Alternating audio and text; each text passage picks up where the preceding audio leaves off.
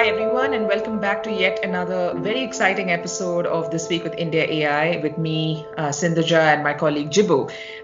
It has been a very exciting month. It's been very illuminating for me because I think this is a phenomenal opportunity to have learned so much about India's agriculture, the agriculture sector, and more specifically agri-tech startups. And it's like I said, Jibu. I think it's been a month of learning for me. How has the experience really been for you, and how have you been?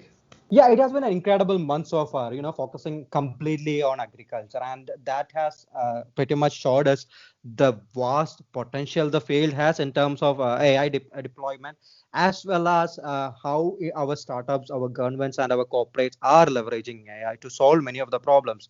In fact, there is a very common saying when it comes to AI, right? Technology can take you to a point. What matters most is identifying the right problems and using that technology to solve them. Yeah. So I think that's the case with agriculture, right?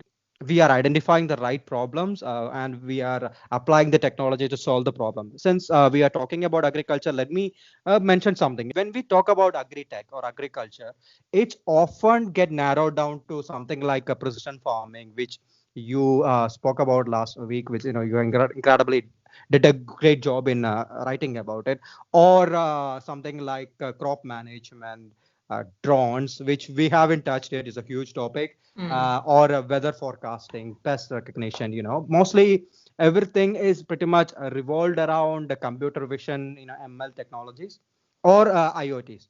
One major area when you look at India, for us, agriculture is very, very, very important. It's not just because it's we call it the primary industry, and the agriculture provides raw material for many other allied industries, but the fact that 50% of our country's workforce is actually employed in agriculture. I mean, 50% of our country's workforce, Yeah, even I though it know. only contributes 18% to the total GDP. Yeah. Now, according in a FIRE report on 2018, India ranks second in worldwide for agriculture export, right?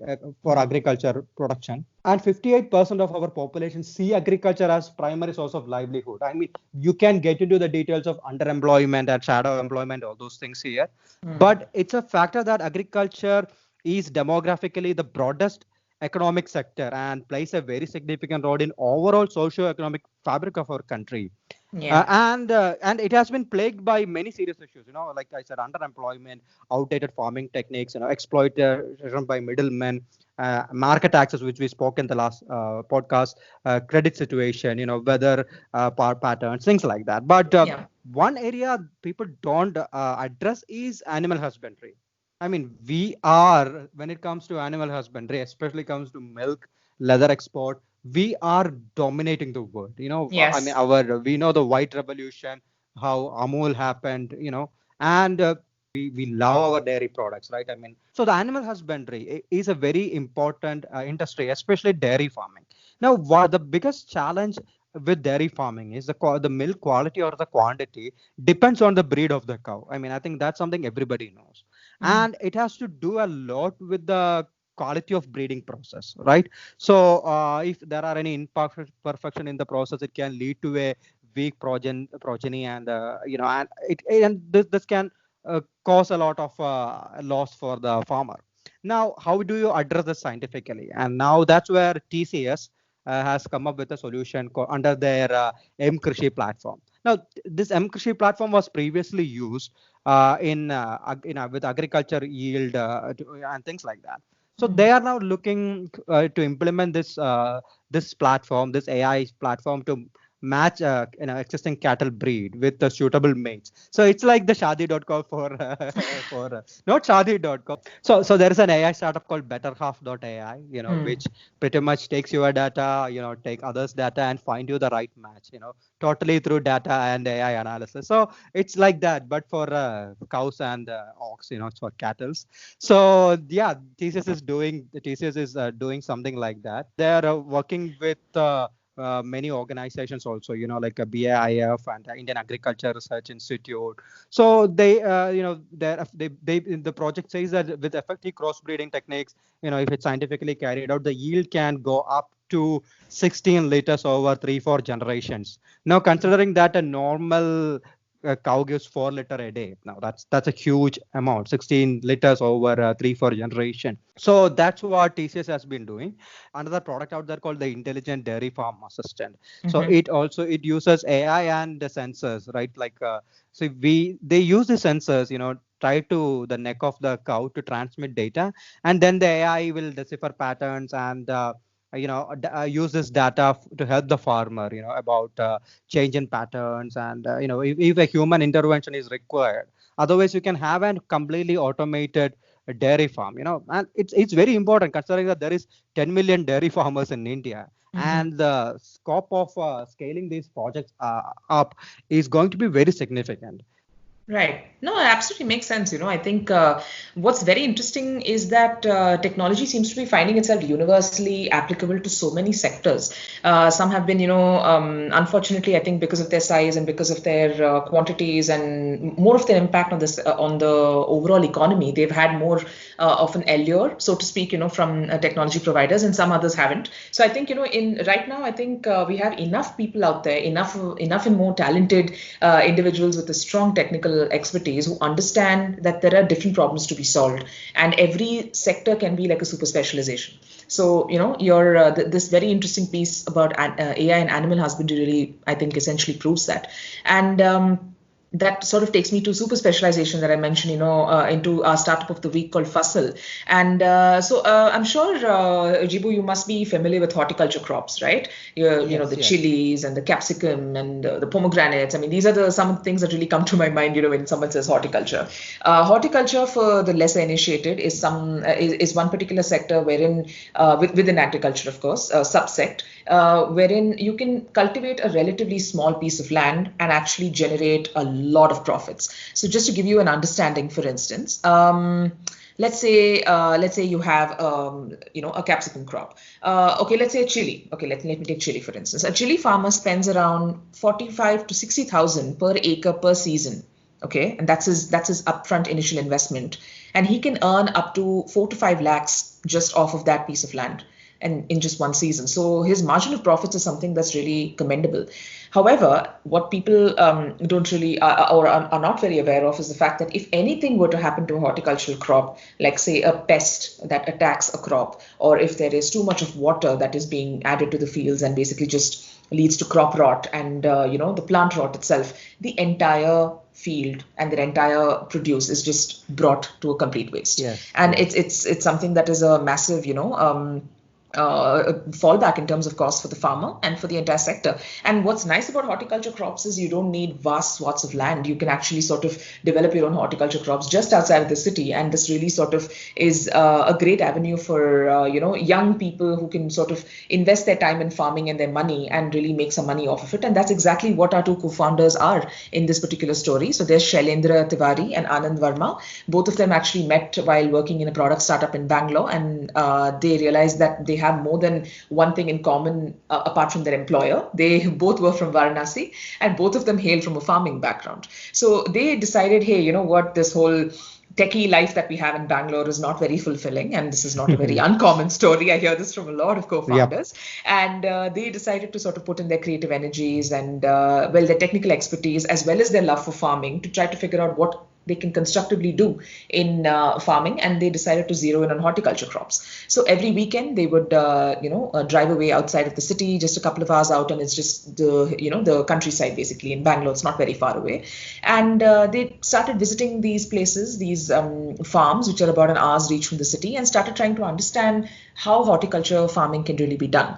And that's when they realized that there is a specialist problem. They actually called a consultant to their to help them out, and said, hey, we want to grow capsicum. How do we do this? And men of science, you can't really give them random numbers and estimates. You have to give them exact numbers. So what they realized very quickly is that consultants were constantly just giving them random guesswork numbers. We can put this much amount of water, or say that X amount of pesticide and Y amount of crop seeds at a particular spot. And they were like, this is not good enough. You need to give us something a little more constructive.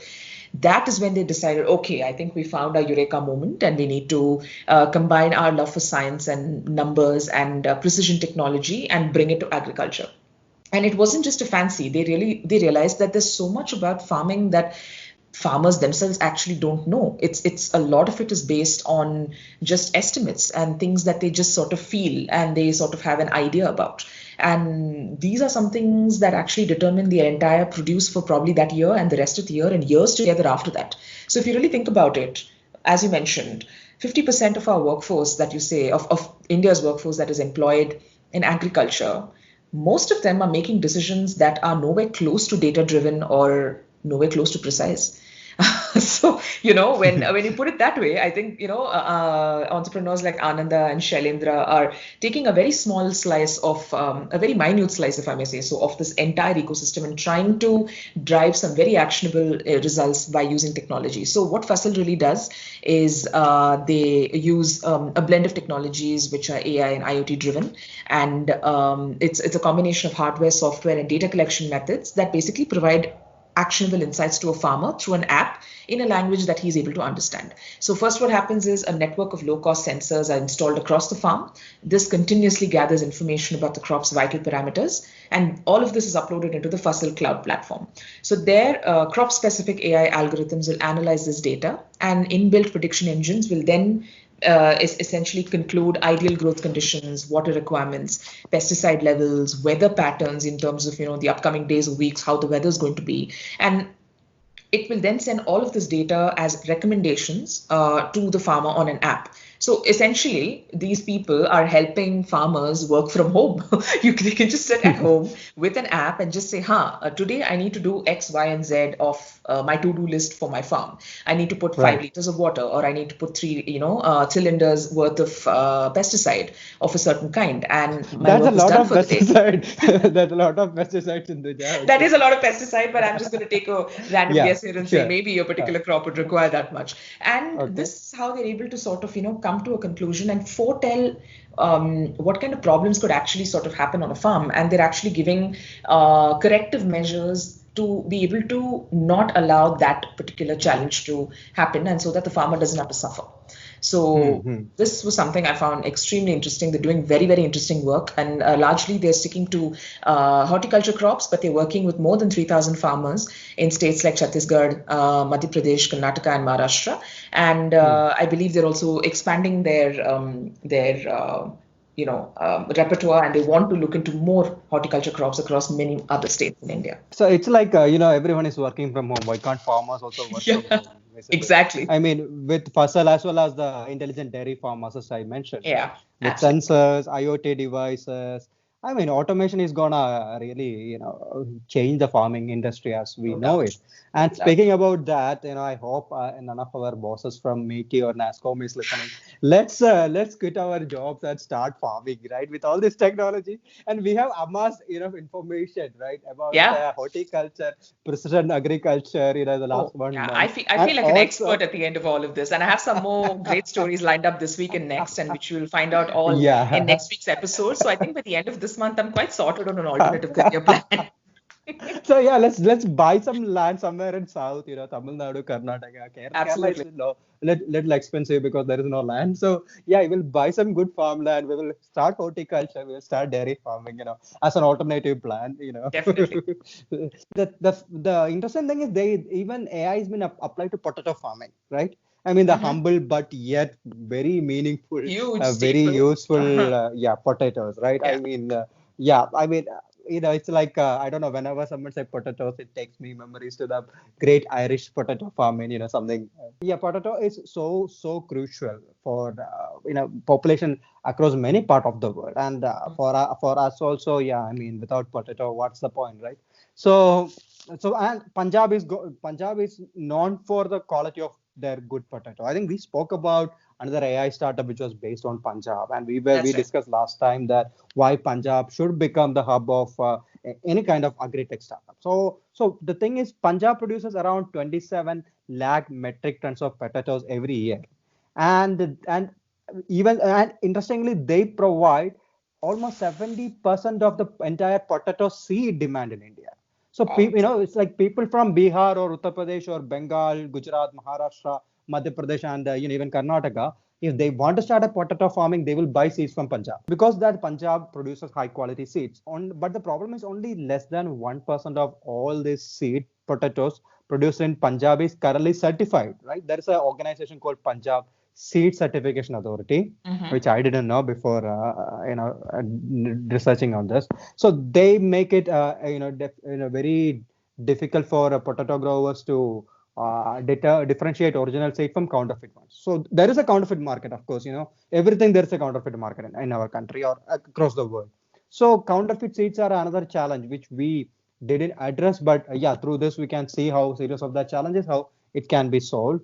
So the problem here is counterfeit seed potatoes. So these potatoes are sold under the name of Punjab grown seed potatoes, and if a farmer doesn't know, has expertise to evaluate it properly, then they're gonna get cheated. So that's where Pagrexco, which is a government entity with Punjab, and the startup Cropin comes in. So what they do is they take farm data.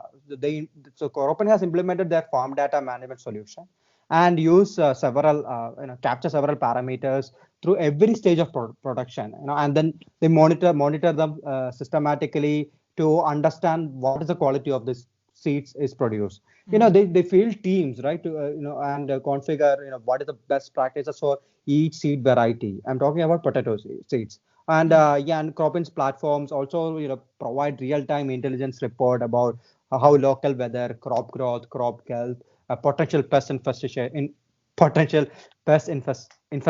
and crop diseases, those things factors, right? So this help seed potato growers in Punjab. I mean, there is a whole bunch of farmers who grows these seeds, right, in Punjab, to cultivate superior quality seeds and improve the whole efficiency of the process. Yeah. So this is what happening in Punjab. And now as a second stage, you have this data, you are analyzing this data, you have established, now you have to establish a sort of end-to-end traceability of the life cycle of these seeds. So we are pretty much tracking seeds now, right? Seed potatoes. So after the test and quality assurance, now the Punjab government, they do is they give unique QR codes on each of the seed potato packets during packaging. Okay. And now this enables buyers to trace the origin. Now you can know, okay, where this seed potatoes came from, which farm it came from, and based on that you can determine if they are good or counterfeit. Now, like, this is incredible, isn't it? I mean, taking the right problem, applying the right technology. I mean, QR codes existed for a long time. Farm management solutions existed. Now you are tying it all together with AI, and it's incredible what's happening, isn't it? That's the best part of AI, I think. Okay, no doubt about that. I think the possibilities and limit when it comes to agri-tech and innovation is clearly endless, and this is something where I feel the amalgamation of efforts from the startups, from the corporates, as well as from the government is actually something which is very, very high. And this is a great time to really mobilize the synergy between the three stakeholders and try to get more, done essentially. And on that note, I'd like to sort of tease a bit to our listeners out there that, we've heard a lot about what governments are doing. We've heard a lot about what startups are doing. Next week, you'll get to hear about what corporates are doing when it comes to promoting the cause of agri-tech. We have a very exciting interview lined up with Mr. Ranveer Chandra, who's the brains behind Microsoft Azure FarmBeats. This is one comprehensive platform that provides analytics and insights to farmers and basically makes the magic happen when it comes to all of the sensors and all of the other machines that click and build and generate data. So I'm going to be joining him on a call very shortly from Seattle, and I'm very excited about that interview. So we're going to be having that story. And moving on to our other pieces that we have lined up. Take notes, Sindhuja. Take good notes, Sindhuja. We need for our farm. Oh, of course, definitely. I mean, he's as good as it gets in terms of providing the highest level of expertise. For our hypothetical farm, of course. So as per our other stories this week, we have we had a very interesting chat with Mr. Anand Patil, who is basically the Director of Systems Engineering for Cisco, India and SAARC. And as you all know, I think work from home has become the new normal, and it will probably continue to be that way. But I don't think a lot of us really spent a little time to understand how this movement has happened so seamlessly. I mean, for what it's worth, we all just, like within a day's notice, we all just moved home. Most of us, the more luckier ones, didn't have to move out of cities. We just had to take our laptops back home, and we've just been working ever since.